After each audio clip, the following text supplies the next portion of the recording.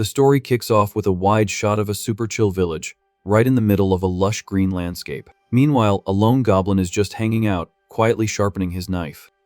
All around him, the ground is totally covered with dudes who've already been completely wrecked. Suddenly, screams echo from inside a nearby cave, telling a girl to zip it before she gets hurt.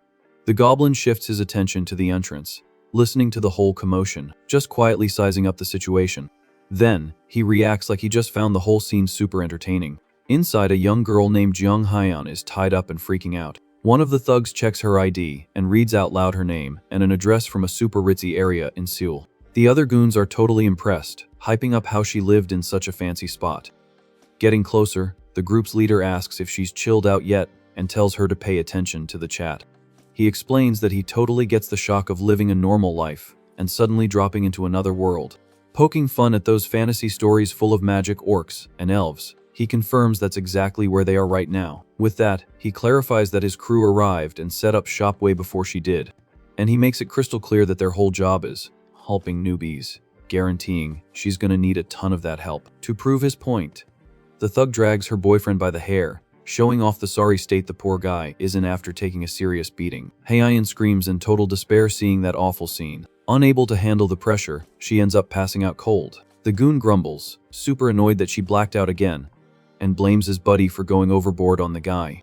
The other guy defends himself with a laugh, saying they finally found a pretty girl, and it'd be a total waste to ruin her looks. He mentions she's the best looking girl they've seen around there, so they need to handle things with a bit more finesse. Because of that, he suggests waking her up ASAP so they can drag her back to the base. But a sudden voice echoes through the cave, calling their vibe totally gross and saying he just can't watch this anymore. The thugs turn their heads, totally clueless, asking what their buddy just mumbled. They stare at the back of a huge ally, asking why he decided to open his mouth out of nowhere, but the big guy just coughs, completely unable to answer, and hits the dirt, completely out of commission. The goons instantly panic, having zero clue what just took down their partner.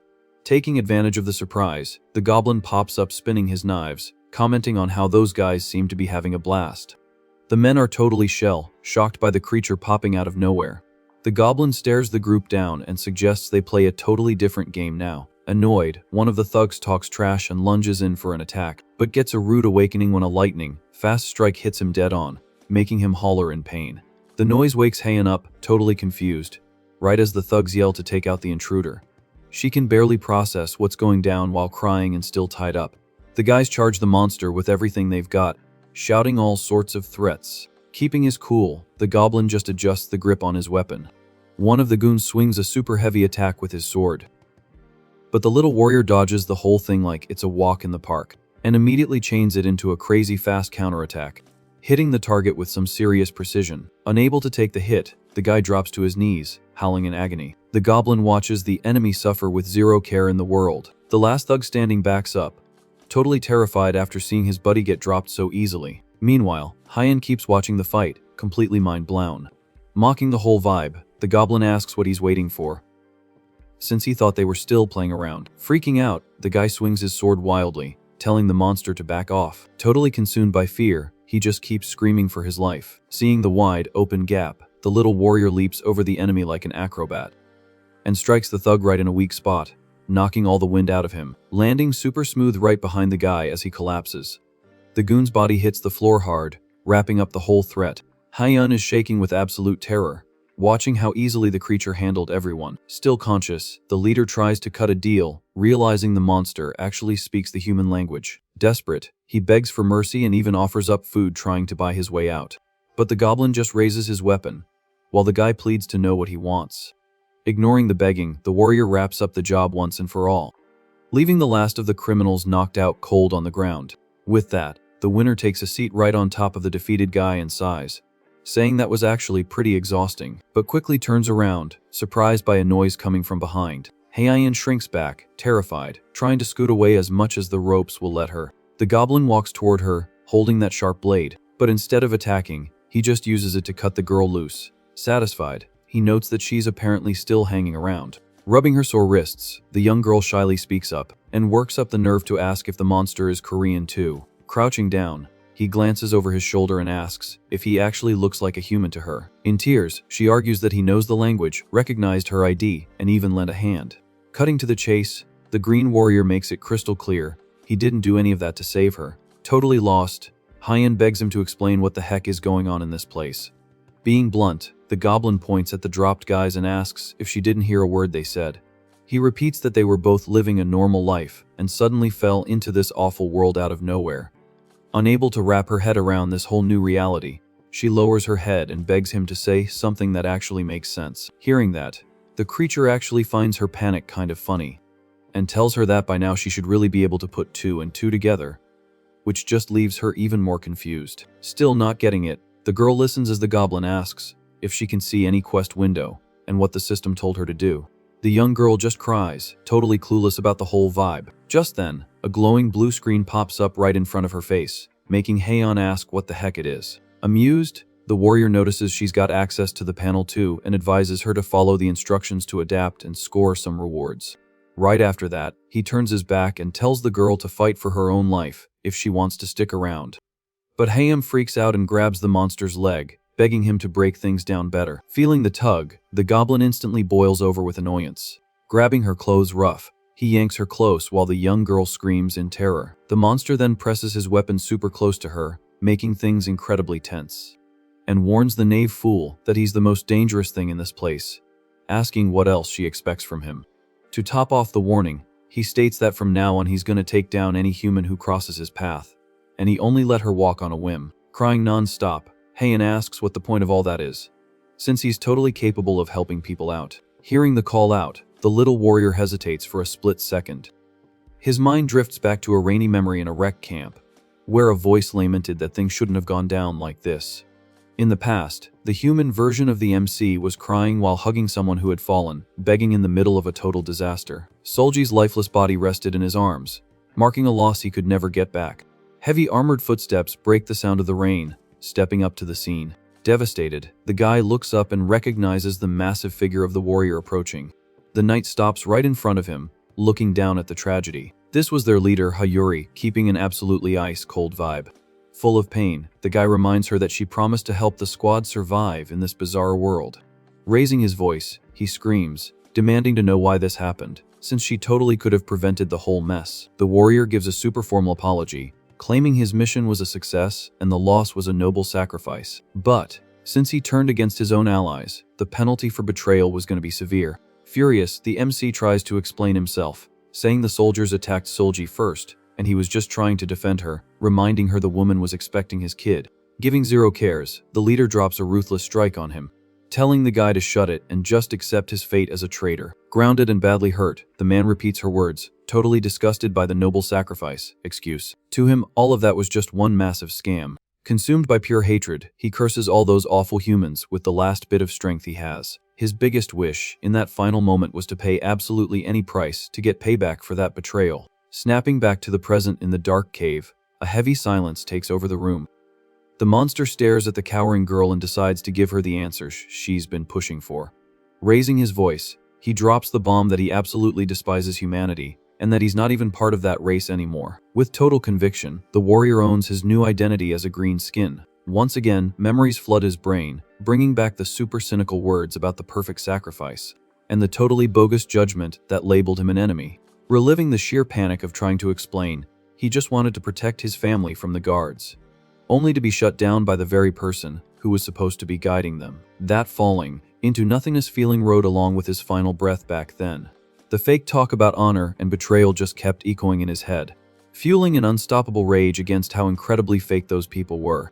The drive for justice and payback became the only thing keeping his spirit fired up. Suddenly, the soft sound of drops hitting the water brings a massive vibe shift. Gasping for air like crazy, he pops up in a dark lake, hitting the reset button in a brand new body. Coughing up water, the guy tries to figure out how he's even still kicking. The first thing that pops into his head is his girl's name. Searching for her in the pitch black, standing up, he realizes he's in a completely foreign spot. A glowing magic circle is chilling right under his feet in the shallow water. Frustrated, he trashes the absolutely wild situation he just got dumped into. Checking out his own hands, the MC goes into shock seeing his body has morphed into a totally different creature. Just then, a sketchy horned figure mutters some ritual words, declaring that the old blood is gone and the light has guided them. The newly Awoken guy's eyes go wide as he locks onto the creature right in front of him. The being introduces himself as Morxel, the warrior shaman, rocking a seriously creepy skull outfit. Pointing his glowing staff, the elder officially drafts him into the tribe and hooks him up with a brand new name to embrace this fresh start. Repeating the word Gorls, the MC tests out how his new identity sounds. Feeling the energy rush in, he gets that he just became a massive vessel for something way bigger. Fast forward a bit, and the payoff of this upgrade is super obvious, seeing the opponents floored after some lightning fast hits. Watching the whole thing, a tribe archer hypes up his precision against the bad guys, thinking that combat style is top tier. Stoked with the progress, the archer orders the rest of the squad to hold their horses right there.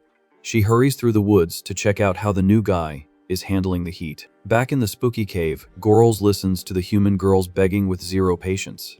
Turning his back, he tells Heian to hit the road fast before he changes his mind about letting her walk. But the young girl chases after him, offering total loyalty in exchange for VIP protection. Finding the whole thing crazy, the warrior asks if she seriously wants to tag along with a dangerous monster, but the girl totally rejects that label for him. To her, the real monsters were the humans who promised the world and just brought pain, while he was the only one who actually had her back. Bawling her eyes out, Heian admits she doesn't have a single soul left to trust in this awful place. Without an ounce of pity, the goblin pokes her forehead, calling her totally naive, and warns her that this exact habit of blindly trusting people is what lands her in these garbage situations. Picking up the pace, the monster declares there is absolutely nothing trustworthy around there. On the flip side, he mentions she lucked out by dropping into an area with a bunch of survivor camps nearby. Over there, she'd definitely find folks way more eager to help out than some grumpy green skin. Stopping dead in his tracks, he hands over a short tool to the young girl. Seeing her confused look, the warrior explains she's gonna need that blade when they try to charge her a crazy entry fee to join a safe group. Giving the girl a solid tip, the green warrior tells her to hide the tool well and use it smart if things get dicey again, focusing on hitting the unarmored spots if anyone slips up. Turning his back, he announces that their little chat is officially over, and threatens to end her himself if the young girl ever tries talking to him again. Crying and gripping the item, Heian calls out to the monster, begging just to catch his name before he bails. Stopping mid-step, the MC hesitates for a sec hearing the request. His old human name flashes through his mind, but gets tossed in the trash instantly. Glancing over his shoulder, he fully owns his new identity, proudly dropping his name as Gorls, the Great Vessel. Somewhere else in the structure, green hands dig through and stash some supplies inside a wooden crate. Just then an alley pops up from behind the boxes. The clan's archer, Meave, asks if he let the humans slip away, reminding him the boss promised to hunt down every single human. Playing it cool, the warrior just acknowledges his teammate dropping by. Surprised by the whole deal, Meave notes with a hint of jealousy that the human girl walked off with his weapon, especially since she hadn't even snagged one for herself yet. Crouched down sorting the loot, he pragmatically explains that dealing with such a pathetic human wouldn't drop any XP at all, making it a massive waste of time. Totally swooning over the answer, the archer figures he only wants to throw down with top-tier humans and cheers, calling the warrior a man, leaving Gorls completely weirded out by the random claim. Getting right up in his face, she asks super hyped if he's that eager to clash with the overpowered warrior with the holy sword they spotted earlier. Standing up and looking away, the MC clears the air, saying he's not after her just because she's a boss-level opponent. With a look of pure fury, the warrior spills his real motive. His one and only goal is to wipe out the ones who robbed him of his entire world. Feeling the room get super heavy, Meave takes a step back, visibly shook by her partner's terrifying intensity. The pain of the past hits him like a truck. He flashes back to the absolute worst moment of his old life, focused on the one person he wanted to keep safe no matter what. Pointing at his own chest, totally outraged, he states that on top of taking everything that mattered, those humans flat out stole his life. Walking with the supplies while Meave tries to keep up, the MC admits he has no clue why he spawned back into this body. But since he's here, he guarantees absolutely nothing can hold him back now. The pure heat of his words makes the archer literally fall on her butt from the scare, blinded by rage. He declares he made a vow to pay whatever it takes to wreck the ones who crossed him. Huddled on the floor, the alley watches his anger explode, pretty freaked out about what might happen next. A super creepy, dark aura wraps around the warrior. He promises to dish back every single ounce of misery they put him through. Pure hatred glows crazy bright through a single red eye in the pitch black. Locked onto his payback, he doubles down that he'll make everyone pay full price for the whole mess. Suddenly, he catches his partner's reaction and snaps out of his rage trance, realizing he went way overboard. Face-palming and feeling super awkward, Gorls mumbles a curse, seeing he just spooked the girl for zero reason. Crouching next to her, the warrior drops a genuine apology, explaining the anger wasn't aimed at her. Still sniffling, the archer admits she gets super scared when her man gets furious. Getting back to the grind, he stands up and tells her to round up the crew. The game plan is to grab everything they can to offer the tribe's shaman boss. Instantly hyped again, Meave agrees with a salute and yells for the other green skins to get to work right this second. Leaving the cave in the dust, the MC climbs up an epic rock formation. Taking in the massive mountain view, he takes a deep breath, soaking in the fresh air of his new turf and scoping out the map. Deep in thought, the warrior checks out the surroundings on high alert from the top of the mountain. Way off in the distance, he visually tracks the human girl sprinting like crazy through the woods to get as far away from the danger zone as possible. With a quick flick of his wrist, the MC pops open the magic system interface to check his current stats. The blue screen pops up with the human hunting quest, sitting at 29 out of 30 wins. Reading the ping, he realizes he just needs one more brawl to cash in the reward. Checking out his own build, he admits his moves got way faster and hit way harder since the last upgrade. With that, he figures the fights are gonna be a total breeze once he maxes out as a full warrior. His train of thought gets cut off by Meave's squeaky voice calling him from behind. Pulling up next to him, the archer happily reports they looted all the good stuff and asks what the squad's next move is. Going full tactician, Gorls explains that a few enemies ghosted during the last ambush, so it's 100% guaranteed they'll bounce back soon with geared up backup. Stomping down the cliff, he declares they're gonna turn that exact spot into the permanent graveyard for any humans dumb enough to show up. The sun is blazing super bright in the blue sky, showing time is flying by. At the wooden entrance of the cave, prep work starts taking shape with a ton of loud construction noise. Agile green hands set up heavy traps and prep the zone for the ultimate ambush. Wiping the sweat off her forehead, the archer sighs in relief after finishing her chunk of the heavy lifting on the defenses. Running over all clumsy, Meave says sorry to the boss while he scolds her, reminding her he said to do everything super carefully so they wouldn't botch it. But the chat gets cut off when other tribe members roll up out of nowhere, calling the MC boss and leaving him totally thrown off by the title. Pumped up, one of the grunts announces that all the traps are rigged exactly how the new boss wanted. The dark inside of the mine is now stacked with spiky wooden barricades, totally blocking the path for any crashers.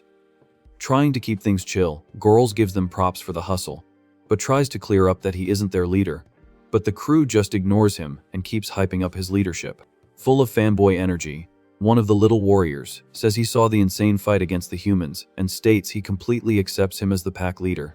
Turning to the rest of the squad, the grunt pumps his fist and asks if everyone is on board with this huge decision. The response is instant and loud. A mob of green skins throws their hands up and screams together, swearing absolute loyalty to the new shot, caller of the block. Riding the wave, Meave taps his shoulder with a goofy grin, saying she accepts him too, but making it clear it's strictly as her man. The party crashes instantly when a scout points wildly at the tunnel, screaming that the humans are rushing in fast. Drawing his weapon with a wild grin, the MC announces it's go time and orders all the squishier members to hide far away from the front line. Hanging back, the archer stares at him and asks if she can't pitch in somehow for the incoming clash.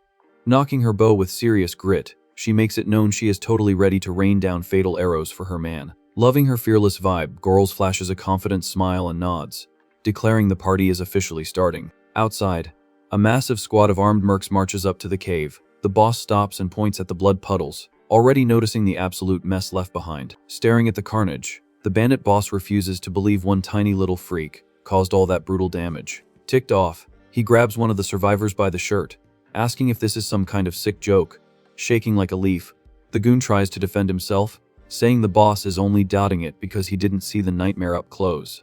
Reliving the pure terror, the survivor explains that the little creature just snapped, going beast mode on everyone and wiping the whole squad solo. The leader calls the guy pathetic and useless, thinking the whole story is top-tier nonsense. With zero sympathy, he shoves the cowardly grunt, who lands flat on his back in the gross weeds. Turning back to his heavy hitters, the boss orders the boys to rush in and drag the little monster out breathing, no matter what. The goal is to see for himself if that wimp's story is actually legit. Barking out the order, the vice captain yells for the squad to gear up, confirming the main objective is to bag the target alive. Acting all tough, the guy gives the green light to push inside, but gets shut down hard when a crazy accurate shot nails him right in the chest. The critical hit drops the frontline leader instantly, catching the rest of the crew completely off guard and shook. The merc boss's eyes pop out of his head, totally clueless about where that lightning, fast sneak attack came from. Pointing at the shadows in the wooden structure, the survivor on the ground screams that the shots are coming from inside, and the goblin is camping in there. Hidden by the pitch-black entrance, Meve keeps her stance flawless after letting loose a lethal shot at the crashers.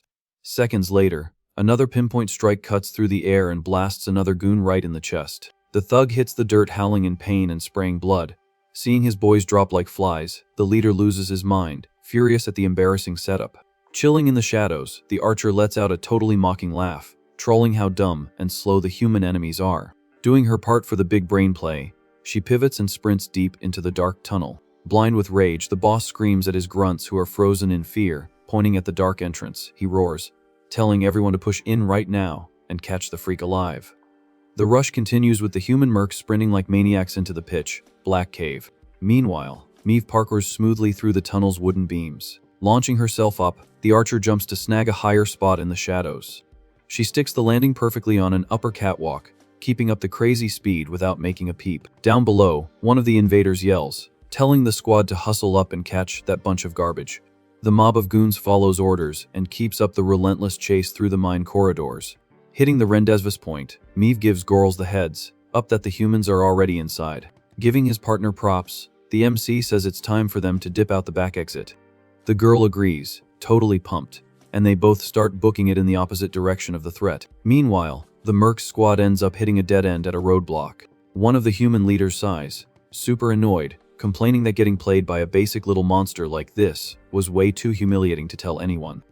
But something catches his eye right at the corner of the wooden barricade. A bright spark is burning down a trap's fuse, lighting up the dusty floor.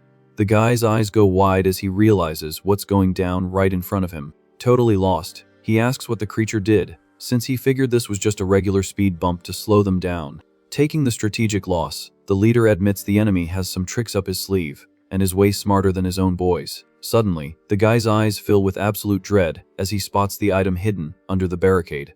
Reading the label on the box, he stutters as he confirms it's mining gunpowder. A lackey next to him clocks the danger too and points, shaking, at the box that's about to blow. Going into full panic mode, the boss screams his lungs out for everyone to get out of there right now. The grunt barely has time to process the order, freezing up completely at the incoming doom. A massive explosion rips through the whole tunnel, wiping out the structure in a deafening flash. The fire tears down the hall with zero chill, swallowing the invaders with nowhere to run. The blast force spits out a giant cloud of fire and smoke out the cave entrance.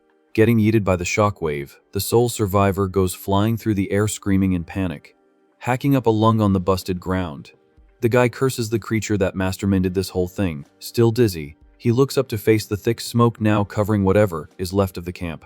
From the top of a cliff, Meve admires the absolute wreckage with a huge smile, totally blown away by the size of that boom. Turning to the boss, the archer quickly asks if something's up and if he's doing okay. A blue magic energy starts wrapping around the MC, leaving the girl amazed as she calls his name. The system interface hits him with a quest complete notification, hooking the warrior up with a straight evolution. The flash fades, showing off Girls' totally epic new look and way more shredded muscles. Taking a deep breath, the green skin flashes a sharp grin while getting used to his new size. Feeling entirely new vibes rushing through his body, he thinks to himself that he finally gets what leveling up feels like. Down below in the open field, the human lackey groans in pain, clutching his totally busted arm, full of salt. He grumbles that he warned them about the danger, and his idiot partners got exactly what was coming to them for being so cocky. Right after, the guy freezes when he hears something touch down super close to him. Staring down at the floored human, the MC mocks his durability, calling him a cockroach for living through that destruction. The upgraded warrior readies his dagger, fully prepped to squeeze out the intel he needs. Totally terrified, the bandit screams as he gets manhandled. Holding the guy's face with the blade uncomfortably close, Gorls makes the vibe insanely heavy and drops a cold warning that he better answer every single question if he wants to keep breathing, or he's becoming the squad's dinner tonight. The MC's mind flashes back to a memory of a human soldier waving a white flag out in the open. The warrior realizes this survivor camp is bringing some seriously heavy flashbacks to the surface. Scoping out the base's defenses from a distance, he figures it doesn't even matter if 10 years passed, because nothing has changed one bit around here. Heading back to the crew, The archer walks up looking worried and asks if there's a glitch in the plan. Totally chill, the leader says nope, and that this intel actually makes things way easier. But first they gotta report the progress to Lord Morxel. Next, he pitches the idea to gear up all the boys at the main camp before they bounce back to launch the raid. Eavesdropping on the chat, the tied-up human cuts in, trying to get the monster's attention to remind him about their deal. Super hopeful, he points out that he already marked the survivor base perfectly on the map to help the tribe out. Keeping it straight, the warrior agrees a promise is a promise and confirms he's gonna let him live. The thug breaks out a massive smile of pure relief, double-checking if he's actually serious. Already acting like he owns the place, the human tells the other little freaks to move because the boss just gave him a free pass. He starts walking away from the zone, mumbling insults and calling the little creatures miserable trash. But one of the goblins violently leaps right at the guy's back with his weapon raised, and lands a heavy, critical hit right in his back, catching him completely off guard. The surprise hit makes the guy squeal in pain instantly. Jumping on the chance, another lackey leaps up and slaps a hand over the dude's mouth to totally mute the screams. In a matter of seconds, the whole mob jumps the thug, wrapping up the job super fast and leaving zero room to fight back. Holding the shiny new map, the MC jokes that he did say he would let him live, but couldn't make any promises about his crew. Back at the tribe's main cave, the warrior takes a breather after the massive trek. Shaman Morxel listens to the debrief in the dark and asks if he seriously wants weapons and an army to raid a human camp. Kneeling respectfully, the newly evolved guy confirms the plan, explaining he already scouted the location, the numbers, and the enemy turf. He promises the elder the tribe has a solid shot at catching a win if they launch a sneak attack right now. Sitting on his throne, the shaman boss thinks over the pitch in dead silence. Suddenly, an aggressive voice echoes out, telling Morxel there is zero chance he should greenlight that request. Gorls turns his head slowly, spotting another warrior crashing the meeting. The big guy Goff stomps up looking super intimidating, asking if they shouldn't be gearing up for the big boss's incoming summon instead. Slamming his staff on the floor, the hobgoblin argues it's going to be a massive trip, so they need to hoard troops and supplies right now. The shaman agrees that the timing point is valid, but admits he doesn't have a solid excuse to shoot down the rookie's request. Salty about it, Goff points a finger, calling Gorls just some noob who barely leveled up, claiming they can't blow precious loot on a guy like that. Keeping a razor-sharp glare, the MC stands up slow and dares his rival to tag along on the mission to see how he handles the squad up close. With a cocky smirk, he taunts the big guy, saying he just needs to actually grow a spine for it. The hobgoblin clenches his jaw in pure rage, asking if the noob is really trying to test his stats right here and now. Without backing up a single inch, the archer boss openly accepts the duel and promises to show exactly what he brings to the table. Things get chaotic when Meave rushes in calling for her grandpa, asking frantically if her man is around. Meanwhile, Goff steps up to the MC acting all tough, pitching an honorable 1-on-1 and daring the rookie to take it. The archer is totally shook hearing such an insane setup. Without missing a beat, Gorls accepts the duel, laying down the law that the loser becomes the winner's absolute servant. That totally reckless vibe just makes the girl panic even more. Morxel then bangs the gavel and makes the fight official, completely ignoring his granddaughter begging and asking why he'd allow this. The scene shifts to a massive dirt arena, where the two fighters are already squaring up. The bleachers go totally wild, chanting the veteran's name. The fan club for the older warrior completely takes over the vibe. In the middle of the mob, a grunt points right in Meave's face, asking why she didn't stop the boss from jumping into this mess. Trying to clear her name, she argues she didn't even have a second to react. And now there's no backing out. Keeping the peace, the shaman boss announces it's a clean brawl, zero weapons or magic, and it only ends when someone taps out or gets knocked out cold. Pressuring the girl, the grunt warns that the opponent has absolute garbage anger issues and definitely won't let the MC walk out in one piece. Skipping the filler, the elder yells, officially kicking off the showdown. Totally consumed by rage, Goff lets out a terrifying roar and tells the kid to bring everything he's got. Stomping forward, the vet trashes the MC, saying one little level up doesn't make him a big deal. Full of himself, he promises to hand the opponent an absolute beatdown. Keeping it totally ice-cold, Gorls just watches the sloppy charge. Capitalizing on how slow the enemy is, the newly evolved warrior dodges the swing with crazy ease, and in a flash sweeps the leg, sending the giant face first into the dirt. Not even giving the guy a second to breathe, the kid follows up with a brutal punch straight to the face. The impact knocks the vet flat on his back, stunning him for a second. The whole crowd goes dead silent, totally blown by the speed they just witnessed. Refusing to take the loss, Goff gets up blowing steam. The crowd starts hyping him up again, fully believing their favorite guy would never fold that fast. Mocking the useless struggle, Goral sarcastically asks if he's still not planning to tap out. Before the rival can even finish his sentence, the MC dashes in and locks him up tight, saying he's heard enough.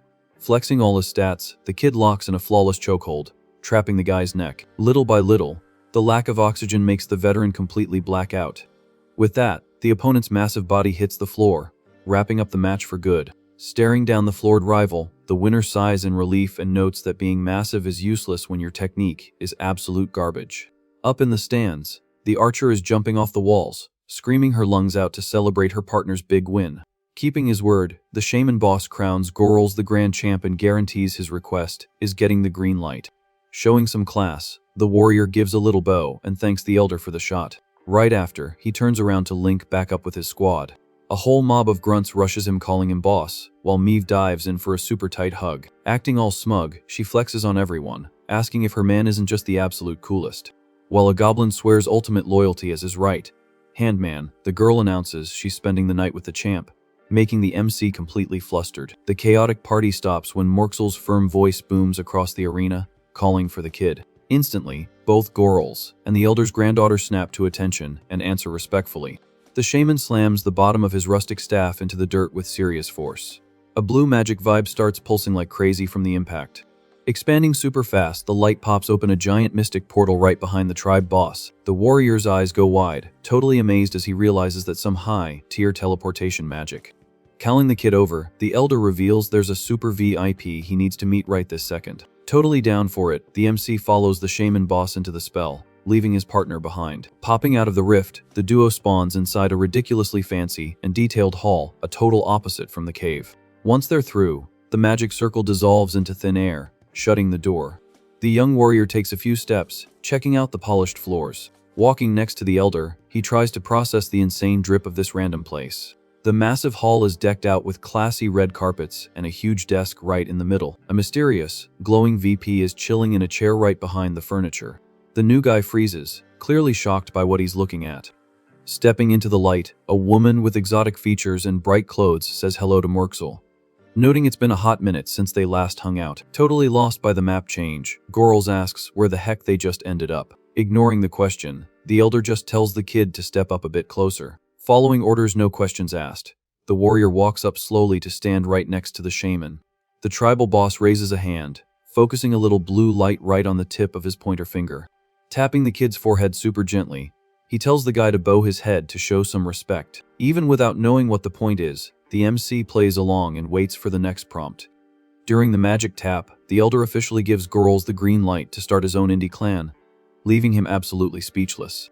The shaman backs up the play saying the kid already proved he's top tier, and that a bunch of warriors are already riding with him. Right after, he points at the desk and explains that this mystery person is gonna be the one hooking him up for this new chapter. Wrapping up the intros, Morxel respectfully bows his head to the host of the hall. The glowing figure gets up from her chair, radiating this crazy golden energy all over. She introduces herself as Rumpelstiltskin, flashing a super friendly smile at her guests. The MC stares at the woman, completely spellbound, realizing for the first time she's part of the ultra-rare golden bloodline. Being super polite, the host pulls up an extra chair and sets the stage for a solid chat. Skipping the small talk, she confirms the kid's name and drops that she heard he's looking to score some new gear. But, since nothing in life is free, she makes it crystal clear she can't just hand over the loot for zero cost. Gesturing to the empty seat, she invites him to sit, because she is dying to hear the kid's whole backstory before signing any deals. Taking the invite, Gorals pulls up the heavy chair like it weighs nothing. The warrior gets comfy right across from the merchant, keeping a super chill and confident vibe. Looking the woman dead in the eye, he casually asks what part of the lore he should start with. Deciding to keep it 100, the guy states he's gonna spill the absolute truth about his respawn, not really caring if she buys it or not.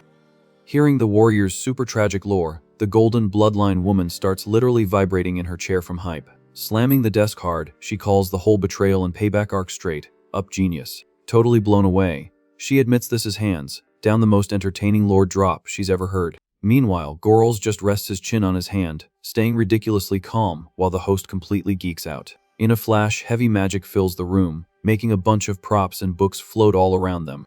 The merchant swears this backstory of his is gonna be the absolute crown jewel of her collection. Flexing in her throne, she can't even hold back her laughter from pure hype. Repeating how much she adored the story, the woman leans in, super invested. Admitting it's been ages since someone got her this hyped over a story. Across the desk, the MC is just wondering what the heck is so fun about his trauma, feeling a massive urge to just zero this crazy lady right then and there. But keeping his eyes on the prize, he cuts off the fan, gurgling, and asks if he can grab the weapons they came for now. Snapping back to reality, Rumpelstiltskin totally agrees, remembering the kid can't brawl without the right build. Hopping out of her chair like an acrobat, she guarantees she's gonna hook him up with way more than just that. Getting uncomfortably close to his face, the woman promises to hand over a super exclusive gift since he's such an epic vessel, leaving the warrior seriously curious. With that, she turns around and tells the guy to follow her through the massive hall. Snapping her fingers, the golden lady pops open a flaming portal right in the middle of the hallway to show the way. Strutting all hyped, she mentions her absolute favorite part of the lore is when he got backstabbed by his #1 ally. Walking through the magic, Gorls respawns rocking a completely new, absolute unit of a combat set. The host hypes up the drip, noting he finally looks like a legit clan boss, and asks if he's good to go. Checking out the fresh threads, the MC confirms they can roll out without wasting any more time. Clenching his fist tight, he notices an insane amount of stat boosts rushing through his body thanks to the new loot. Meanwhile, the merchant dives into a fancy chest to fish out one last thing from the bottom. Flexing the bonus drop, she brags that her random number generation for picking out gifts is literally flawless. Right after, the woman asks for total silence so she can break down exactly how these new artifacts work. The newly minted boss listens to the whole tutorial without making a peep so he doesn't miss any crucial strats. Time passes, and the scene cuts to the human survivor camp, rocking a white flag flapping in the wind. Miles away, the warrior feels the pure hype hearing his name being chanted non-stop. From the top of a rock formation, he watches his greenskin army fanboying over their new boss with absolute dedication. Gripping the hilt like a boss, the master draws his brand new, heavy sword. Pointing the blade dead ahead, he orders his brothers to push forward, because hunting season is officially open. Totally consumed by wild rage, the greenskin army full sends it through the thick forest. At the human camp, that peaceful white flag vibe is about to get cancelled for good. One of the scouts sprints like a madman across the dirt, heading straight for the military command tent. Crashing the place tripping over himself, the guy tells the squad leader they're under attack, making the boss think it's just some rival bandits. Gasping for air, the grunt corrects the commander, dropping the bomb that the crashers are actually little monsters. The leader is completely baffled, thinking it's absolute nonsense that such trash-tier mobs are raiding the base. But outside, the enemy horde completely deletes the wooden gates with brutal force, swarming the zone screaming. Leading the charge, Gorls flashes back to the Golden Lady's tutorial about the first perk he unlocked. The mystery magic guarantees that any enemies wiped by his grunts funnel experience points straight to the clan boss. In the flashback, the host throws up 2 fingers, super excited to drop the second massive buff of the deal. Right in front of the MC's eyes, a magic system interface suddenly pops up floating in thin air. The guy instantly recognizes that giant quest board from his awful past life. Mind blown, he realizes the woman literally spawned an exclusive quest window right in front of his face. Super smug, she explains that now the warrior can check this task board from anywhere, totally ignoring space and time rules. Snapping back to the current brawl, he swipes the blue screen showing the totally cracked progress of his human hunt. Amused by how overpowered this all is, the clan boss notes that living this mystic stuff up close is just wild. On the battlefield, the invaders jump the guards like animals, while the humans scream in panic as they completely lose control of the zone. The little freak shows zero mercy, dropping the bad guys with super fast combos. Failing to block in time, one of the humans catches a heavy club swing straight to the face. Spotting a gap in the center of the pit, Gorls dashes like lightning between 2 veteran sword guys. With aimbot precision, the MC deletes both soldiers at the same time without even slowing down his sprint. Watching the total chaos, the human commander trashes his own guys, demanding to know why they're getting bodied by such garbage-tier mobs. Stepping up to the front line, the boss charges with his sword, screaming he's gonna teach these trashes a lesson they won't forget. Throwing out a fast swing, he tries to slice the green enemy mid-dash, but the clan boss counters in a millisecond, burying a lethal blade right in the commander's face. Staring down the drop target, the MC talks trash back, asking who exactly he was calling garbage just a second ago. The human boss's body hits the deck hard, completely terrifying the guards watching from the sidelines. One of the soldiers freezes, totally paralyzed by fear after seeing their highest level guy get flatlined by a random monster. Pure panic instantly infects the whole squad, making the guys turn tail and sprint for their lives once they realize it's actually game over. Totally terrified, the survivors just give up and scream for everyone to fall back to the main base as fast as possible. Leaving the totally wrecked camp in the dust, the human mob runs like crazy toward the horizon. Watching the absolute coward play, the warrior boss just sighs and calls them all massive idiots. One of his lackeys runs up super hyped, hyping up the boss's insane plays and laughing at how embarrassed the scared enemies looked. The hype of the win makes the MC's mind wander back to that chill chat in the fancy hall. In the flashback, the Golden Bloodline lady points a finger and demands to know what the official name for his new squad is gonna be. Deep in thought, the warrior whispers the question, carefully thinking about the massive weight this title needs to flex. The visual of the enemy commander dropping after a perfect eye shot pops into his head in high definition. The blood dripping off the sharp blade, right after the critical hit locks in his choice for good. Back in the present, right in the middle of the war zone, Gorolz raises his voice and gives major props to his green brothers for an epic raid. Standing in front of a massive crowd of totally drained but victorious soldiers, he declares that today, they all hit the reset button and became legit warriors, throwing it back to the tribe's old days.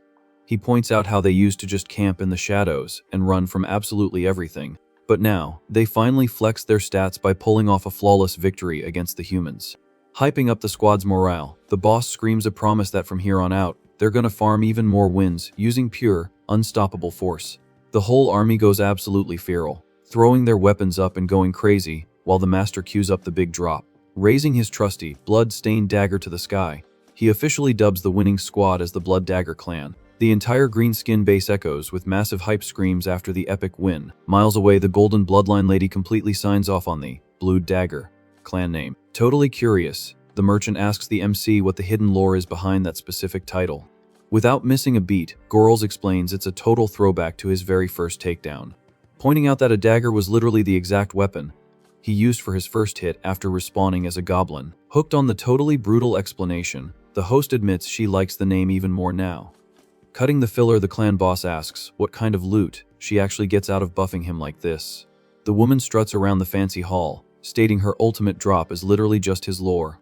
Flopping onto a fancy chair like she owns the place, she explains that super heavy stories like his always trend the hardest. Staring at the warrior, she confesses that binge, listening to all that trauma was straight up mesmerizing. Getting a front row seat to the crazy rage eating away at the clan boss's core, and the bottomless despair that morphed him into the absolute unit he is today. Celebrating, the woman promises she is dying to see exactly how this epic playthrough wraps up. Meanwhile, Gorolz totally ignores her fan, gurgling, and just drops a thanks for making the grind way easier for the tribe. Trolling the thank you, Rumpelstiltskin thinks out loud about how she's gonna make absolute bank selling the final cut of the kid's story. Saying peace out to the warrior, the host wishes the clan boss some seriously good luck on his hunt.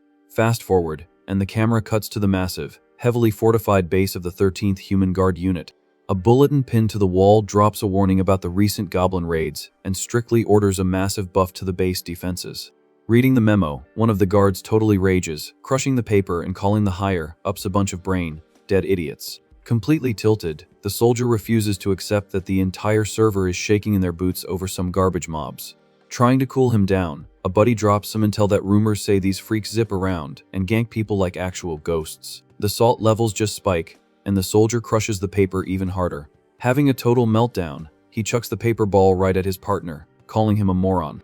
Arguing that the survivor base getting wiped just proves how totally useless those newbies were. Dripping with ego, the human claims this whole mess is basically a free farming event for him to finally rank up in life. Confused by his buddy's crazy ambition, the other guard asks what the actual strat is for dealing with the threat. Staring at the trash on the floor, the guy locks all his focus onto those creatures.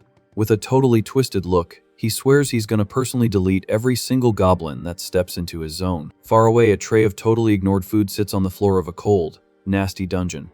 Deep in the cell, Hyeon curls up in the dark, hugging her knees while trying not to completely lose her mind. Chilling right outside the bars, one of the guards trolls her, asking if the girl is really gonna pass on the food again. Shaking with pure anger, the young girl glares up and calls them all absolutely disgusting garbage. Finding the trash talk funny, the jailer lets out a super sarcastic laugh. He casually drops a joke that the prisoner must have copied, that edgy attitude straight from her mom. Suddenly snapping, the guy violently grabs the bars and trashes the girl for having such a smart mouth. Demanding some respect, he claims the squad practically carried her and reminds her she's completely worthless in this server. The soldier whines that they just wanted to mess around a bit, but she had to go and pull a knife to act tough. Too drained to even argue, Hyen just hides her face and stays totally quiet. Using a super rusty key, the jailer unlocks the heavy iron door of the cell. Stepping inside, he lets out a massive sigh, acting like he's totally over this whole drama. Dropping a super sketchy threat, he warns he's finally gonna show the girl what her actual market value is. Right then, another guard gets his attention, and the guy orders them to hand the kid over to the goblin hunting squad. Flashing a totally wicked smile, the jailer announces the prisoner is gonna make top-tier bait for the monsters. Under the moonlight, the awful plan actually happens, and Hyeon gets tied to a wooden post right out in the woods. Gagged and completely stun-locked, the human cries her eyes out waiting for the absolute worst. A trail of shiny gold coins is laid out on the dirt right in front of her. The trap is perfectly set with the helpless girl acting as the main target in the middle of the dark path. Camping in the bushes, one of the hunters complains about the totally overpowering smell of the tree sap they're using to jam the monster's radar. Trying to hide how spooked he is, a rookie mercenary asks the boss if this totally basic bait strat actually has a chance to work. Sweating bullets, he stares at the veteran, just praying for absolute confirmation that they aren't totally throwing the game. Coughing to clear his throat, the seasoned hunter guarantees that the shiny coins on the ground will do the trick of luring in their target.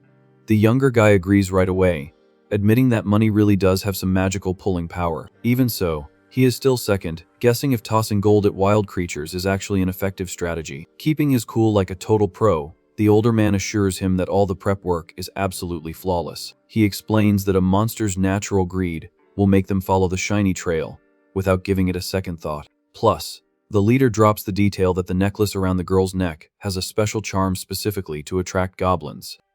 Chuckling like a total creep, the rookie figures the creatures might also want to have some fun with their prisoner, earning him a swift scolding from the veteran. Totally clueless, the kid keeps pushing his point, arguing that a human girl has got to be way softer than the females of that species. Cutting the nonsense short, the experienced hunter corrects his partner, stating that to the monsters, the girl is basically just a higher quality piece of meat. Clicking his tongue, the old man judges the rookie's sheer stupidity right in the middle of an ambush. 4 hours of waiting go by until a green hand finally reaches for the first piece of bait on the dirt. Clutching the treasure, the minion celebrates his dumb luck of finding lost gold coins out in the woods. Spotting the movement, the veteran hunter tells the squad to lock in, because their targets have officially arrived. Several green warriors start picking up the coins, laughing at how ridiculous humans are for dropping their cash like that. Right in the middle of the pack, Gorl's huge ears pick up on something sketchy straight ahead. Focusing his eyes on the wooden post, the leader instantly recognizes the tied-up figure. Tied up tight, Hyen struggles for nothing, trying to break free from the thick ropes digging into her wrists. Completely blindsided by the scene, our MC sighs in absolute amazement at the girl's natural talent for finding trouble. Completely ignoring the ground loot, he casually strolls straight toward the helpless prisoner. The girl's eyes well up with tears the second she sees her unlikely hero showing up to save her once again. Stopping right in front of her, the green warrior mockingly asks if getting tied up like a pretzel is her new favorite hobby. The human just bawls her eyes out without saying a word, totally exposed right in the center of the trap. Shaking his head, the MC pities the pathetic situation, barely believing she managed to get captured again this quickly. Seizing the monster's distraction, one of the mercenaries carefully readies his heavy crossbow.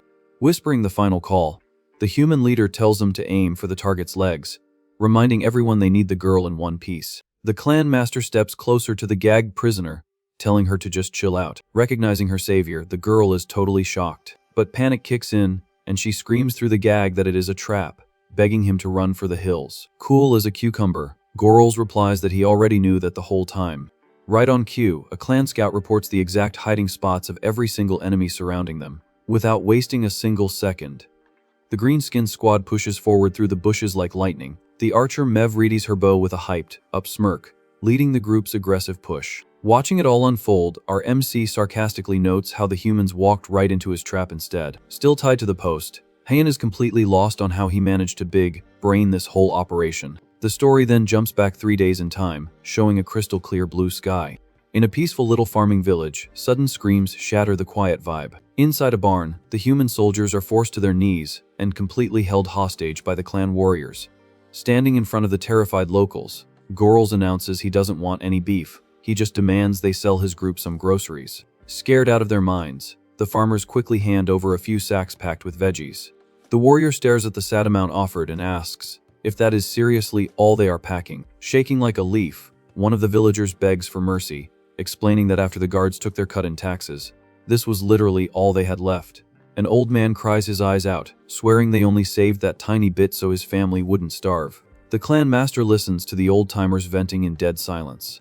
Sighing in frustration, he glares at the surrendered guards, absolutely disgusted by the fact that they were robbing their own people.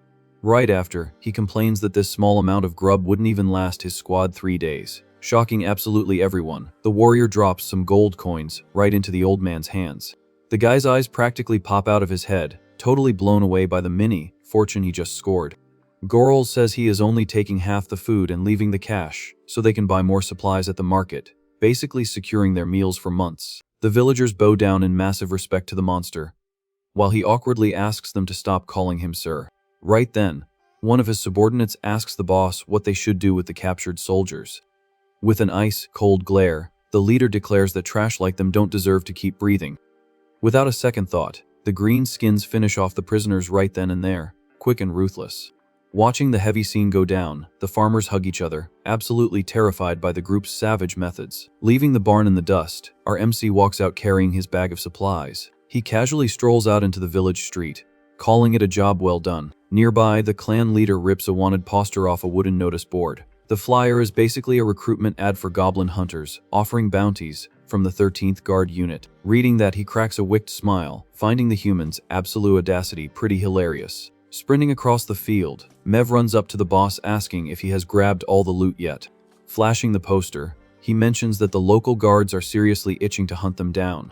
Immediately after, he tells the archer to gather the fastest warriors in the clan, because he wants to have a little fun with these guys. Looking super proud, the girl agrees instantly, swearing she would never let her man down. Snapping back to the present after the ambush wraps up, one of the minions goes to town on a carrot. The green-skinned squad chills comfortably around the campfire for the night. Sitting nearby, Mev awkwardly looks away, totally lost in thought. The archer keeps her eyes on her leader, who is hanging out near the fire with the rescued human girl. Absolutely starving, Hyen aggressively stuffs her face with food. The girl cries tears of relief while chewing her bread, still covered in dirt, and totally traumatized by the whole ordeal. Watching this, Gorls gives her a pro tip to eat slower so she doesn't end up choking. He jokingly points out that she is quite possibly the unluckiest person alive. Huddled up, the human keeps begging to tag along with him, promising she will do literally whatever he tells her to. Bawling her eyes out, she screams that she cannot take living this nightmare of a life anymore. Showing zero emotion, the green warrior reminds her that no means no. Losing her temper, the girl yells that he shouldn't have even bothered saving her then, because if he just let her meet her maker, she wouldn't have to be begging him now.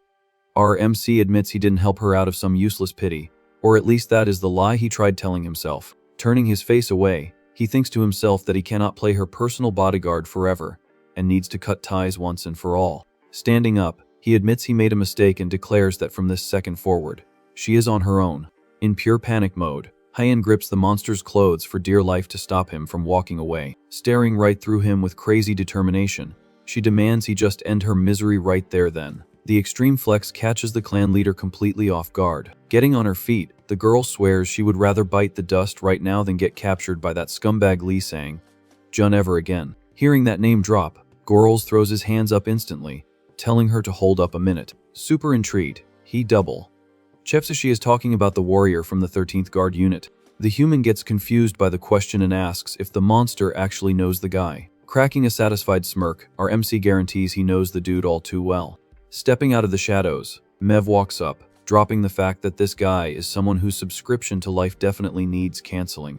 The clan master turns his attention back to the human and asks how long she was locked up in the guard's base. Still a bit defensive, the girl replies it was only for a few days and asks why he even cares.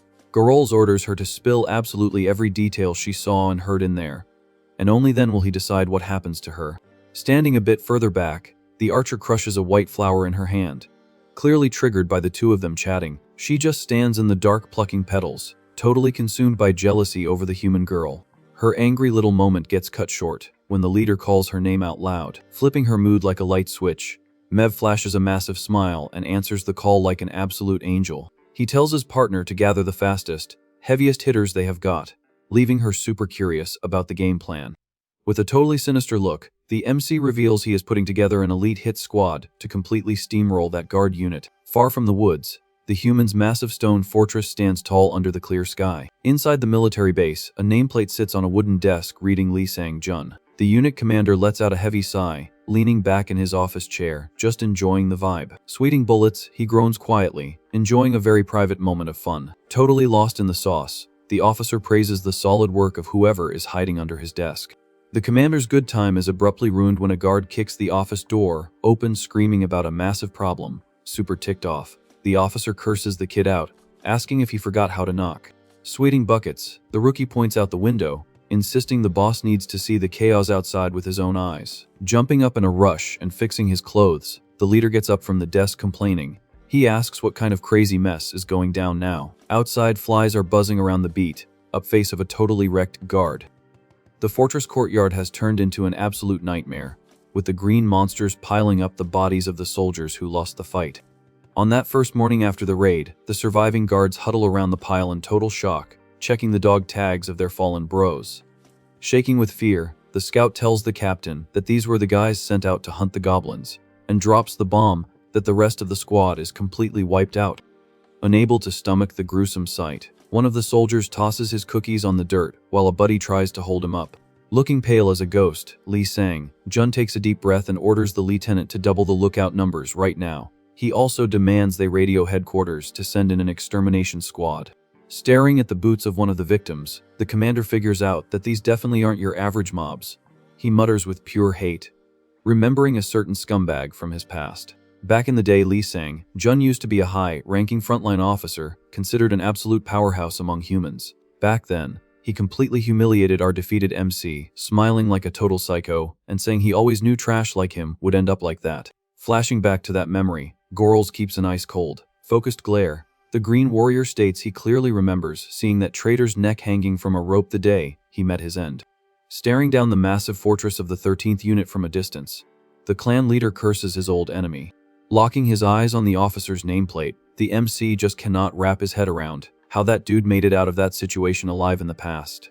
Back in the office, the human captain pulls his own hair in absolute panic. Totally losing it, he wonders what kind of bizarre threat they are even dealing with. His mega frustration comes from the fact that these little monsters were always known as the weakest, most useless race in the game. Replaying the battle in his head, he cannot accept that these mobs are hitting back this hard and this loud, leaving him completely clueless. Losing his last brain cell, he screams at the lieutenant, demanding to know if the call for backup went out. The subordinate rushes to confirm they sent a carrier pigeon. But miles away, the feathered messenger gets absolutely sniped by an arrow mid-flight, taking a dirt nap before it could finish the job. The green scenery rolls on peacefully under the clear sky, hiding the absolute menace lurking in the area. In the middle of nowhere, a tiny rustic cabin sits all alone in the woods. Inside, Gorls is flexing some brand new climbing gear. Hyped up, the warrior notes that with these tools, he could scale pretty much anything. Suddenly, a sketchy noise grabs his attention, coming from one of the wooden walls. Smashing through the planks like a wrecking ball, one of his minions jumps out looking ready to throw hands. Keeping his absolute chill, the clan leader just turns his head to see what the hype is all about.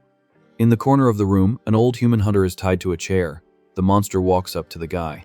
Surprising the terrified man, the Green Master tosses a heavy coin pouch into his lap. He coldly explains that this is the payout for getting in their way. Right after, he drops a few more gold coins on the wooden table, paying out of pocket for the climbing gear he just looted. Sealing the forced deal, the MC announces they are officially square and owe each other nothing. He stares the old man down and asks if they have an understanding. Sweating bullets and scared for his life, the hunter nods his head like a bobblehead, agreeing to everything instantly. Cowling the chat over, the warrior turns his back and walks out the squeaky cabin door. Outside, Mev welcomes him with a hyped-up smile. The archer reports she rounded up the exact squad her man requested. A hit squad of green skins flash their razor-sharp teeth.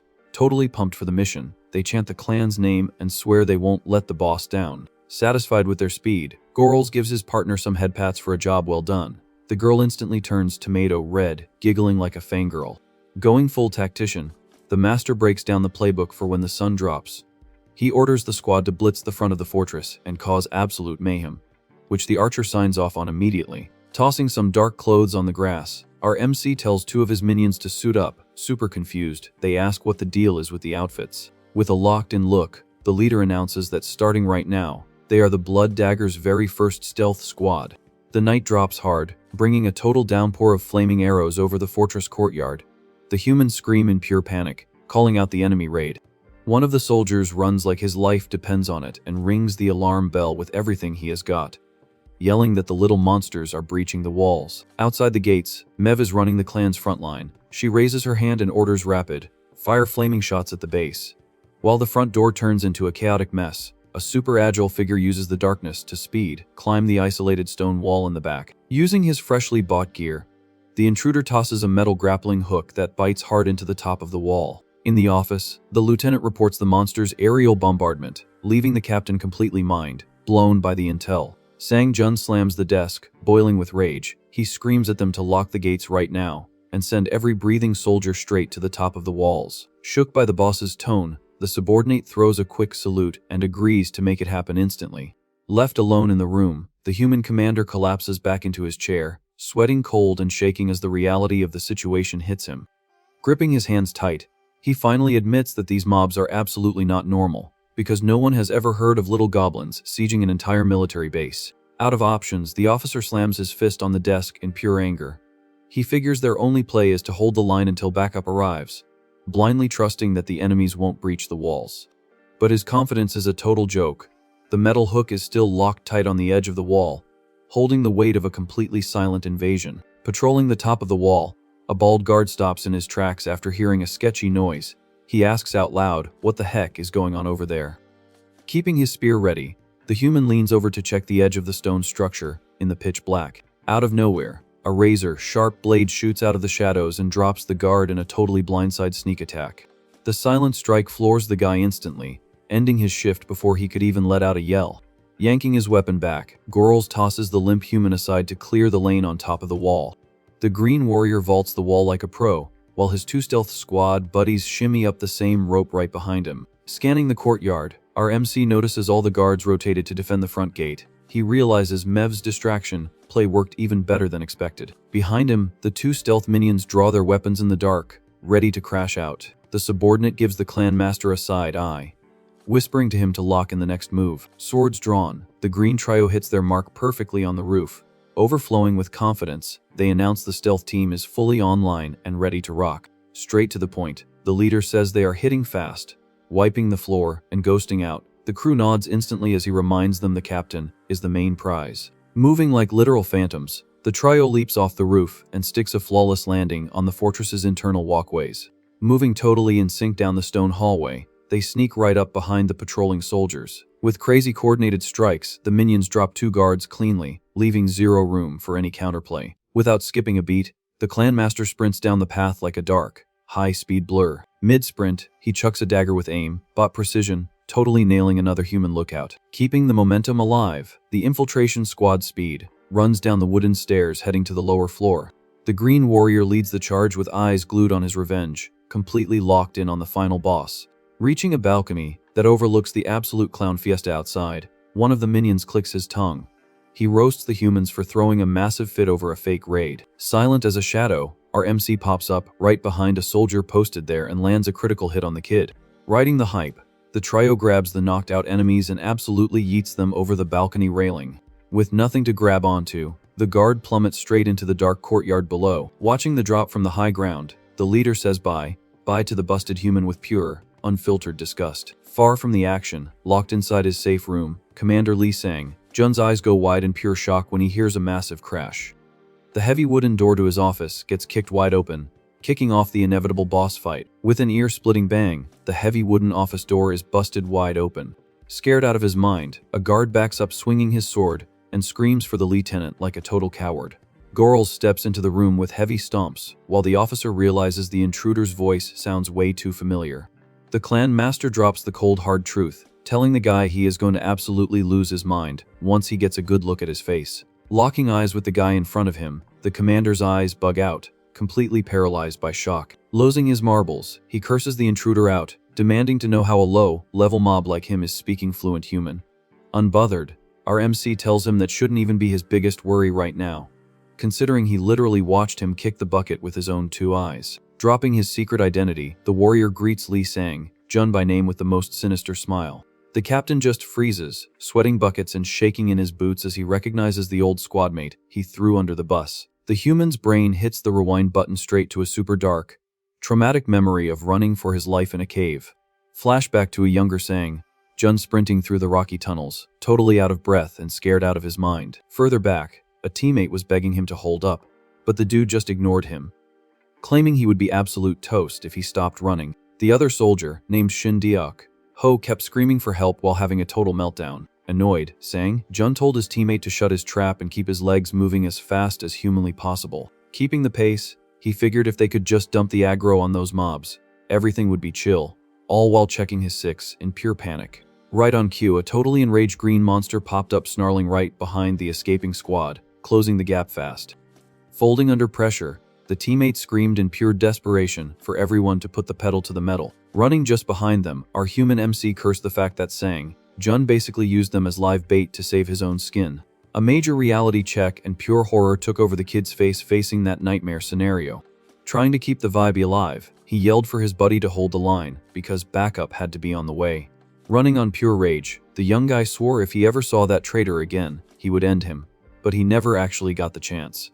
Back in the present, absolute silence takes over the fortress while the payback tour makes its final stop inside. Staring down the busted captain, Gorls tells him he has got a whole lot of very important questions to ask. Popping up at the window, Mev drops a hint that they are totally out in the open here and suggests dragging the VIP somewhere a little more private.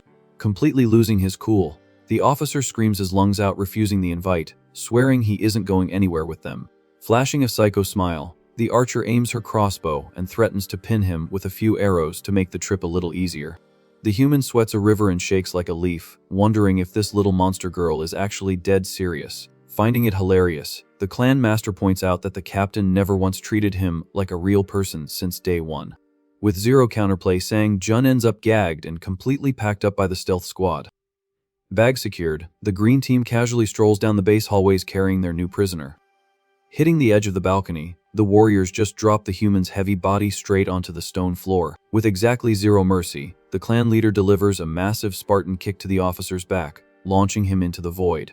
The gagged prisoner takes a massive dive off the side of the tall wall, plummeting straight into the dark woods. The brutal crash landing into the bushes forces a muffled scream of pure agony out of the totally tied up captain. Down below, the minions catch the drop and hype up the fact that the target survived, exactly like the boss called it. Moving fast, one of the warriors grabs the human by the hair, making completely sure he has got nowhere to run. Still chilling on top of the wall, Gorls checks if the squad is good to go and tells the archer to hit the retreat button. Following orders, a minion blows a war horn with everything he has got, sending the signal to cause absolute maximum damage. On the way out, the deep bass of the horn blasts across the battlefield, reaching the army parked outside. Instantly, one of the troop leaders screams to cut the attack and fall back every single unit to safety.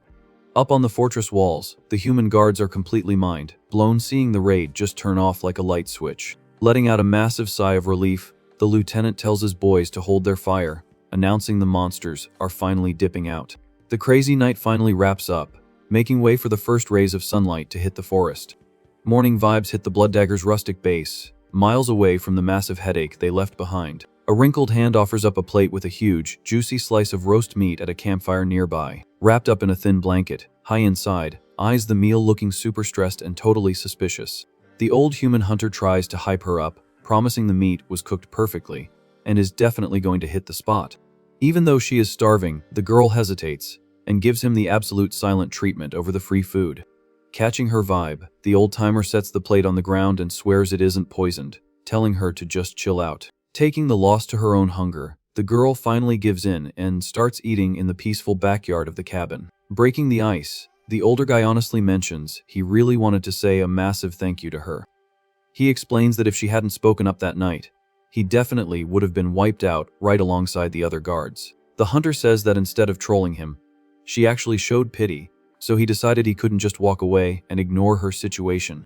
Curious about her backstory, the old man asks if she happens to be an invoked in this weird world too. Breaking it down, he explains that the locals use the word invoked for players who dropped in from a different time and place. Processing the lore drop, Hyeon nods quietly and admits that term makes a lot of sense for her current situation. The old dude keeps going, saying these folks usually get their powers unlocked through a special ritual called a quest.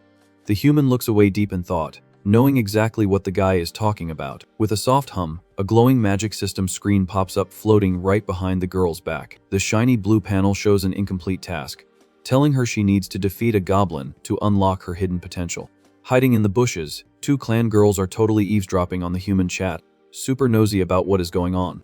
The other one answers with a super smug look, basically hinting at some wild stuff about what a human guy and girl get up to when they are alone. Triggered by her buddy's sketchy theory, the warrior raises her voice and asks if she is really doubting her word. The gossip session gets instantly cancelled by a clean smack to the head from the clan leader, who calls them a bunch of nosy idiots. The camera cuts to a pitch black room, where the human captain wakes up coughing his lungs out after a massive forced nap. Realizing he is tied to a wooden chair, Sang-jun freaks out, struggling and sweating bullets. His tantrum gets instantly rewarded with a massive right hook that rocks the officer's face perfectly. Flexing a terrifying aura, Goral stares down the prisoner and tells him to start singing right this second. Skipping the small talk, the clan master demands to know exactly how his old squadmate managed to get out of that past mess alive. Spitting blood, the human swears he has absolutely zero idea what the guy is talking about, claiming he survived simply because he didn't die. The smart Alec answer doesn't sit right with the interrogator, who delivers another heavy cross straight to the target's jaw, giving him zero room to breathe. The green warrior drops a ruthless combo to completely break the prisoner's mental. Unable to tank the massive damage anymore, Sang-jun screams at the top of his lungs, begging the monster to stop. Bawling like a baby, the captain taps out and begs the intruder to just tell him what he wants to hear. Piercing his soul with a glare, Gorals repeats the question word by word, demanding the big secret behind his survival trick. Totally losing his mind over the interrogation, the human captain screams that it is insanely stupid to ask how a guy who is very clearly alive is still breathing. Keeping a stone cold poker face, the clan leader claps back, stating he literally watched the holy sword warrior execute the guy in the middle of the public square. The prisoner's jaw drops to the floor, absolutely mind blown hearing the name of the ultra-famous knight and questioning if he is on some crazy trip. Panicking, the officer swears on his life he has never even seen that overpowered woman's face, let alone knows why she would ever want him wiped off the map. Having zero patience left, the green warrior grabs the human's busted face tight and demands how he can act clueless about scamming innocent people to use as disposable minions. Turning the volume up, our MC keeps dropping facts, reminding the guy how he creepily handed over female prisoners to the higher-ups. He lays out the timeline after the dude went rogue and fled west with the victims. The sword warrior tracked him down and delivered the final banishment 4 months later. Shaking like a leaf under the monster's grip, Sang-jun cries and swears it is all fake news, claiming he has never even been out west and has been posted in this exact same spot for barely a year. That massive plot twist hits the clan master like a truck, completely shattering his whole theory. Slowly letting go of the prisoner's face, the goblin just stands there downloading this new intel in dead silence. Scanning the vibe carefully, our MC realizes the human actually isn't capping about his timeline here. The warrior looks down, scratching his head as he notices that this scumbag's current rank is still just captain, making him wonder what massive detail he missed. A massive light bulb goes off in the green leader's head, dropping a theory that sounds straight up impossible. Stepping back, he shoots off a rapid-fire question asking what exact day it is today, confusing the absolute heck out of the prisoner with the random subject change. Losing his chill, the monster lunges forward and grabs the captain rough again, demanding the exact date, year included. Totally terrified by the random aggro spike, the human stutters out the date, dropping that it is May 7th, year 86 of the Empire. The clan master's eyes practically bulge out of his head, totally paralyzed by the insane shock of hearing that exact year. Facepalming hard, our MC tries to process the absolute massive scale of what he just figured out. Without another word, the warrior turns his back and heads straight for the door, completely ghosting the prisoner, who is screaming asking where he is going. Sang-jun thrashes around in the wooden chair, screaming that since the monster got the info he wanted, he needs to let him go right now. Stopping dead in his tracks, the green leader glances over his shoulder and super casually mentions he almost forgot one tiny detail. Walking back over to the chair, he confesses he made a promise a long time ago that he never got the chance to cash in, while the officer keeps barking to be untied. The goblin's brain travels back to his human days, remembering his hate-fueled oath to personally give this captain the worst game over possible. Bringing the past straight into the present, the warrior grabs the prisoner's head with a vice grip, catching the guy totally off guard. With one fast, ruthless move, the tribe leader finishes the job once and for all, taking out his enemy without a single drop of hesitation. Staring down at his defeated target, our MC sighs in pure satisfaction, finally managing to honor the ultimate promise he made to himself. Outside the pitch-black room, the morning sun lights up the rustic wooden base in the forest. With his brain going a million miles an hour, the Green Master realizes that this specific Empire year is exactly 5 years before his own original bad ending. Putting the puzzle pieces together, he is totally shook to realize his current run isn't just a basic magic respawn, but an actual, literal time travel trip. Pushing the squeaky door open, the warrior steps out into the fresh air, still trying to swallow the massive reality check he just got. Walking with total purpose across the camp grass, our MC rolls up on the rescued human girl, who is just chilling on the dirt. Stopping right in front of her, he casually drops her name and asks if she has got a second to chat. Super hyped for the attention, Hyen nods instantly and jumps to her feet to hear whatever he has got to say. Not too far away, the clan's archer is spying on the whole interaction from behind a cabin roof, keeping her eyes glued to their every move. The wind gently rocks the tree leaves under the bright sky, setting the scene for a super chill morning in the green woods. Going into serious mode, the green warrior crosses his arms and starts laying down the law for the human girl. Straight up, he tells her to lock in and asks if she is still 100% dead, set on following him, which she confirms without blinking. He decides to lay all the cards on the table, giving her a major heads up that he can never actually guarantee she won't get deleted in the middle of all this chaos. The Green Master keeps dropping truth bombs, warning her she will have to watch her own back, because the upcoming boss fights are going to be way worse than anything she has seen so far. Looking her dead in the eyes, he asks if she is still crazy enough to tag along knowing all these red flags, and the girl doubles down on her choice with massive respect. Dealing with this stubborn human, our MC sighs quietly and tells her to save a very specific phrase into her brain. Using a super bossy tone, the leader rattles off some words in the native monster language for her to memorize. Totally lost on what the alien sounds even mean, Hyeon shyly clasps her hands and asks for the actual translation. He breaks it down, saying the phrase tells other goblins that she belongs to him, basically ensuring 99% of them won't even dare look at her funny, but reminds her that surviving anything else is her problem. The human absorbs every word while the warrior holds up one finger, saying there is one last major detail they need to clear up. Closing the deal, the master makes it crystal clear she has the ultimate green light to pack up and leave whenever she wants if she ever changes her mind. Blushing hard at the monster's low, key protective vibe, the girl says a massive, genuine thank you for the chance. As he turns around to get back to his grind, the girl chases after him asking to cash in one tiny favor, totally sparking his curiosity. Tomato, red and literally tearing up, the human begs for a spot to take a shower, dropping the sad fact that it has been ages since she last felt clean. Instead of giving her a straight answer, our MC just randomly screams his subordinate's name out loud, making the archer totally jump out of her hiding spot, sweating buckets and swearing she definitely wasn't eavesdropping.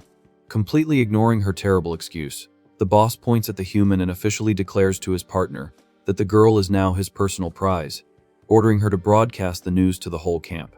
The rustic wooden frame of the do-it-yourself bathroom really stands out among the trees in broad daylight. A thick cloud of hot steam floats up from behind the giant white sheet hung up to keep things family-friendly. Chilling outside the shower zone, the clan leader hangs back with the old human hunter who helped them out. The green warrior drops a genuine apology to the old man for dragging him into the mess, admitting he officially owes the guy one whether he likes it or not. Totally cool about it, the older guy smiles and tells the monster to drop it, because the score between them has been heavily settled already.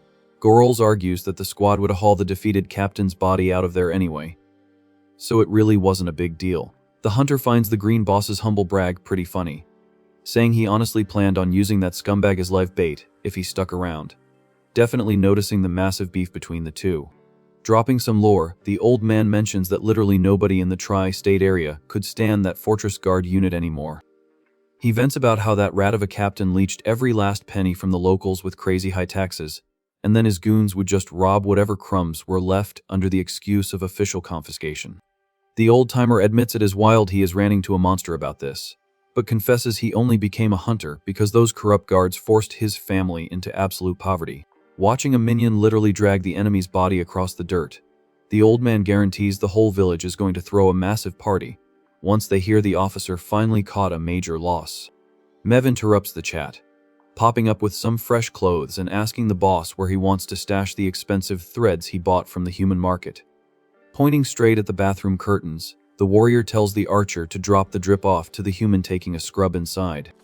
Shocked that the premium loot is for the human, the minion steps into the bathroom and hands the clothes to Heian, who tries to practice her goblin catchphrase with the absolute worst accent ever, leaving the archer completely lost. Hearing the absolute circus going on inside, our MC yells at them to keep it down, since literally the entire camp already got the memo. Stepping away from the noisy group, the clan master decides to defrag his brain and sort out his crazy thoughts on this whole alternate timeline situation. Doing some heavy thinking, he realizes that absolute garbage people like the human captain are only walking around right now because their actual scheduled game over date hasn't dropped yet. A massive, overly confident smirk creeps onto the warrior's face as he realizes just how completely broken this time travel buff really is. He lets out a low chuckle, finding the pure irony of his new life absolutely incredible, while putting the final puzzle pieces together. With his eyes practically glowing, our MC realizes the astronomical advantage this respawn gives him for his entire playthrough. In an absolute galaxy brain moment of pure hope, the leader figures out that the girl he loved the most in his past life has to still be alive right now in this timeline. The warrior's mind flashes back to the absolute tragedy of losing his girl to the Holy Sword Warrior, deciding on the spot that the revenge tour can wait a minute. Remembering his old squad smiles and Solji's sweet face, the Green Master's main quest instantly update dates to an emergency rescue mission for his girl. Totally locked in on rewriting history through blood and mud, the warrior promises himself that this time, he absolutely will not let his girl suffer for nothing. Snapping back to reality, the Green Master makes a totally unhinged oath, with eyes full of rage, that he will literally burn the entire server to the ground, if that is what it takes to keep his girl safe. Miles away, a lone crow cruises over the thick woods while a body just hangs upside down from a tree branch, swinging in the wind. Stomping through the dark forest, two soldiers run patrol duty, lighting up the spooky path with a cheap torch.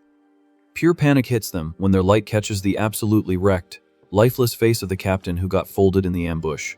Right then, a squad of mercenaries rolls up on horseback, and one of them drops a major sigh realizing they missed the party, confirming that is 100% the missing officer. Checking out the gruesome display, the squad's sniper, fire archer, questions if the monsters seriously had to string the guy up like a piñata.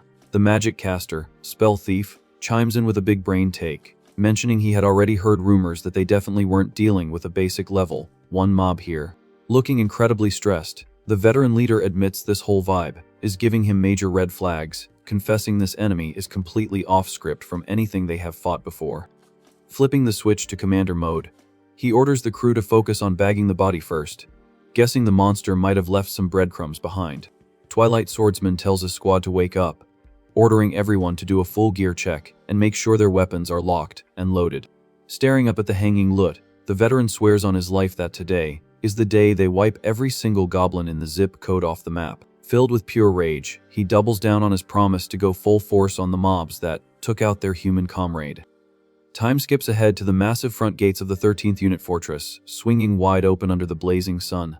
The Ember Hunters ride their horses straight into the military base, while the local guards immediately announce that the extermination squad has returned. Watching the squad roll in, the soldiers start whispering that coming back this fast means they found the guy, but the squad's depressing aura makes it crystal clear the captain didn't make it. Strutting across the yard, the brand new head of security, Kim Han, Jael greets the mercs with maximum disrespect, asking if they found the missing VP. The guy flashes a totally punchable, fake smile, making it obvious he couldn't care less about his own unit's massive tragedy. Keeping it strictly business, the veteran explains that sadly they got there too late, and the medic already confirmed the body's dog tags on the ride over.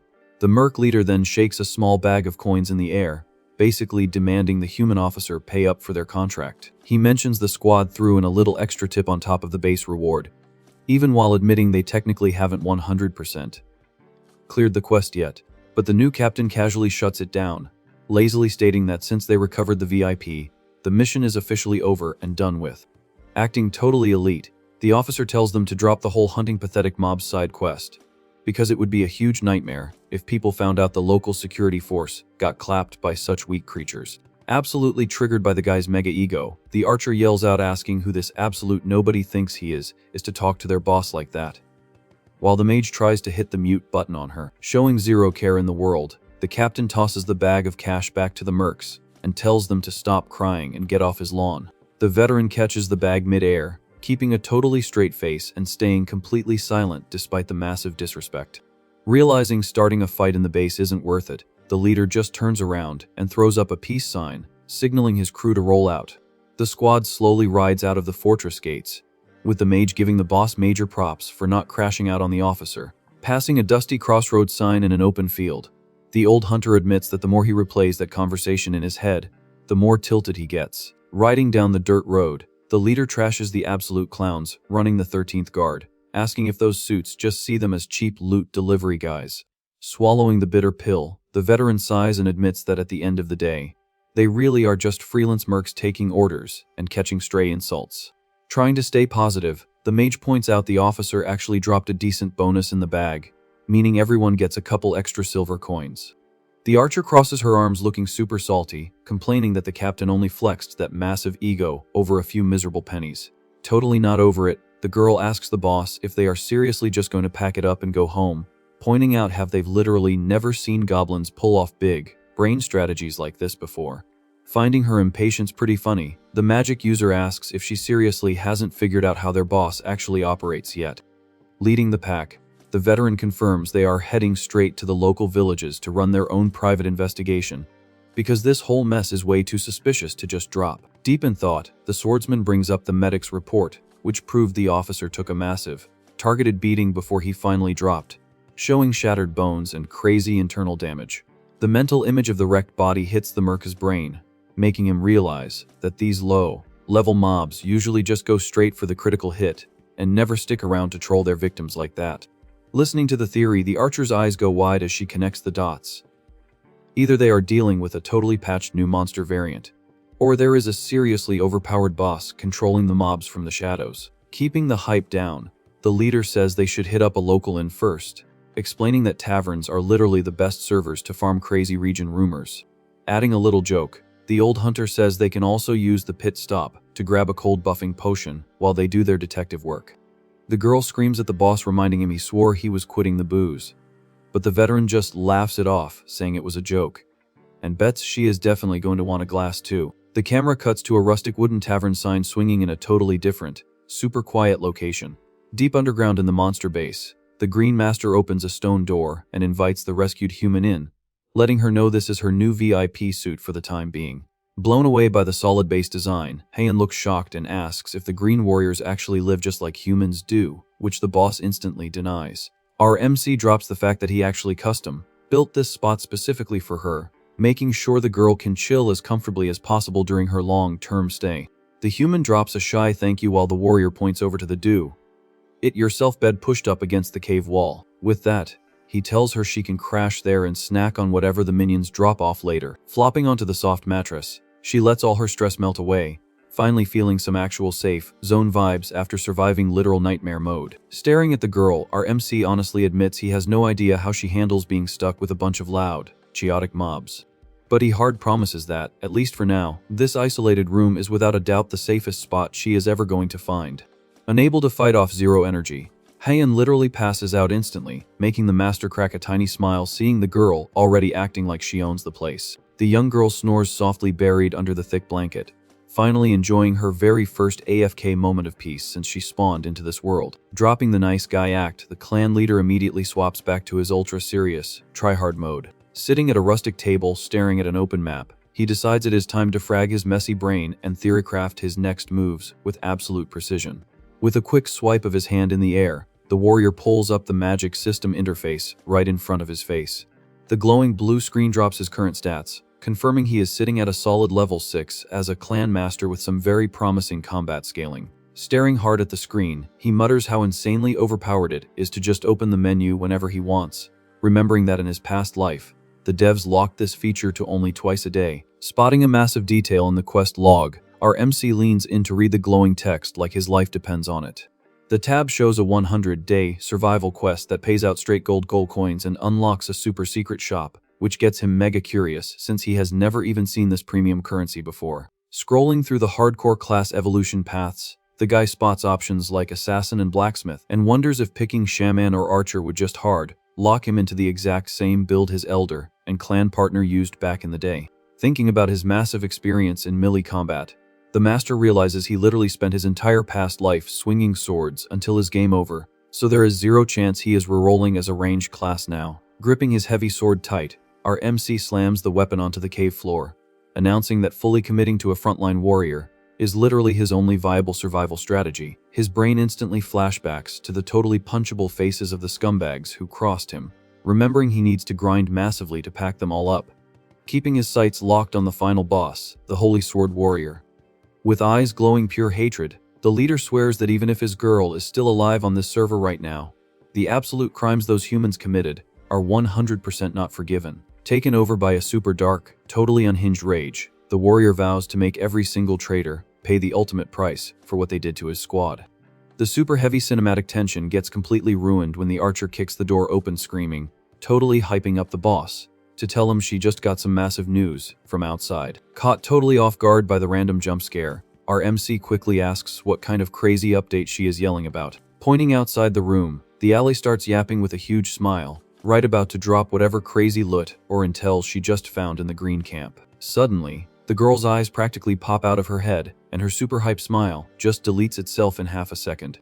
Staring into the back of the room in dead silence, the archer freezes like her game crashed, while the master asks what the heck just happened to her. Having an absolute meltdown, Mev starts crying hysterically and points her finger straight at the boss, calling him a massive, heartless liar. Completely lost on the doorway drama, our MC just watches his subordinate turn around bawling her eyes out, screaming that she is rage, quitting the clan and absolutely hates her own man. Moving on pure reaction speed, the leader dashes and grabs the archer's arm super tight to block her from escaping, demanding she explain where this absolute crazy talk is coming from.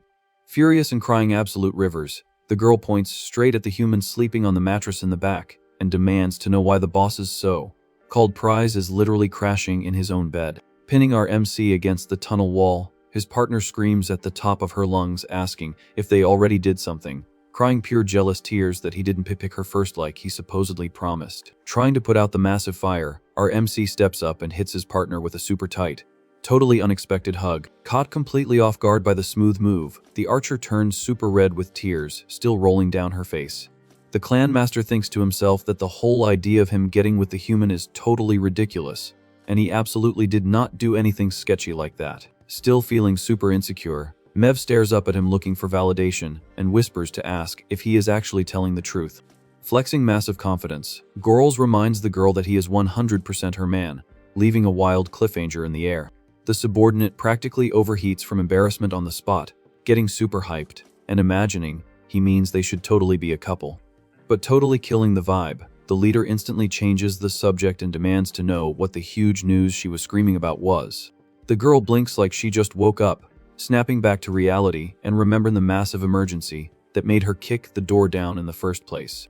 Going dead serious, Mev drops the intel that the legendary squad, called the Ember Hunters, is currently out there tracking him down. The Green Warrior gets super confused by the name and asks her to repeat what kind of hunting squad she is talking about. Turning up the volume, the archer confirms the group's name and drops a massive warning that these guys are totally top-tier threats. Gorl starts stuttering, repeating the weird name, and still totally lost on how to even pronounce the title she just dropped. Right then, he takes a hard pause, letting his brain run the calculations as he tries to remember where the heck he has heard those words before. A massive drop of sweat rolls down our MC's face the exact second the terrifying reality check hits his brain. Grabbing his partner by the shoulders a little too rough, he demands to know if she seriously just said Ember Hunters. Spooked by the boss's crazy reaction, the girl takes a step back and swears she has been saying that exact name the entire time. Without saying another word, the Green Master slowly lets go of his minion's shoulders, completely shattered by the new intel. Sprinting down the rocky tunnel like a madman, our MC facepalms in pure panic, stressing out over why this exact, massively overpowered squad had to spawn in right at this exact moment.